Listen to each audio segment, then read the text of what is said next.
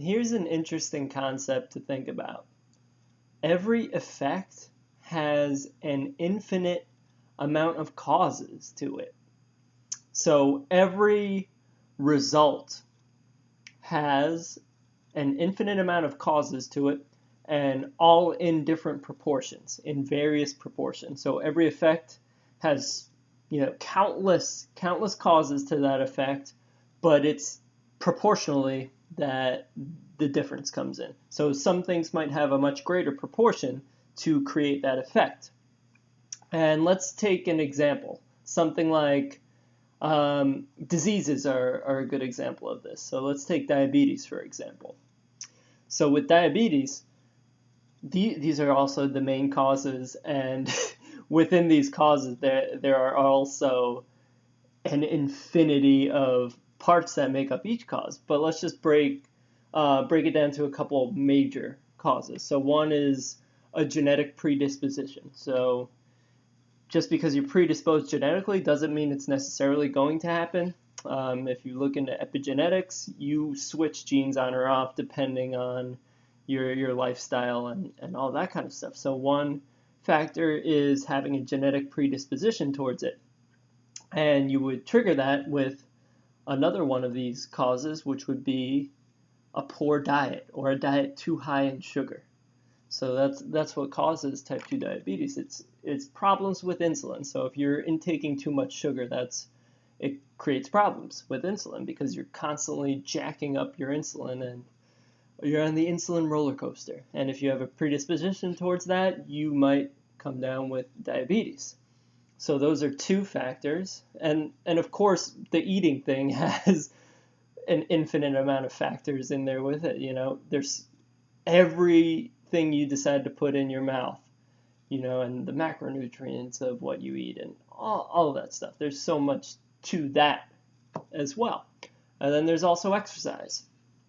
Things like resistance training or weightlifting, it helps your insulin sensitivity. So think of type 2 diabetes as insulin resistance. But if you do resistance training, it makes you more insulin sensitive. Okay, so that helps. So if you don't exercise, you are going to be more prone to that condition. And of course, exercise comes with the type of exercise you choose to do, your decisions you make on a daily basis, even how much you walk on a daily basis has effects on your insulin resistance. So those are just three factors, for example, and they play out in different proportions, and each of those factors has so much that make up them as well. And oh yeah, there's also a mental emotional component to everything as well. And I really like what Louise Hay has to say about all of this. She's really, really on point with mapping out underlying mental emotional components and how they connect to various physical ailments. So I actually have her book right here, You Can Heal Your Life. So what she says about diabetes is longing for what might have been, a great need to control, deep sorrow, no sweetness left. So there is some mental emotional components as well to go into that mixture. So with something like chronic disease, like I just said, there are so many factors, there are so many causes that create that effect. And another example of this is your life. If you think about it, so many things have to line up in order for you to exist. The universe has to be created a certain way. Planet Earth has to be in a certain condition, in a certain orbital pattern around the sun. The whole line of your ancestry has to meet up, and your parents have to get together, and all this stuff. So many, there's an infinity of factors that go into you just existing. So that's another mind-boggling thing to think about. The effect of your life is caused by an infinity of factors in various proportions. And this concept also, it comes with a silver lining, a gift.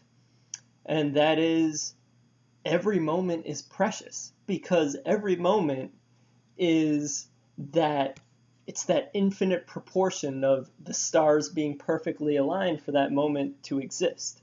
So in order for this moment to exist, everything has to line up. And that's beautiful. So because of that, you need to cherish every moment because it's completely unique and everything is in perfect alignment in order for this moment to exist. Like how beautiful is that? That's why you should always hold gratitude because this moment really is magical. All right, so that's all I got for today.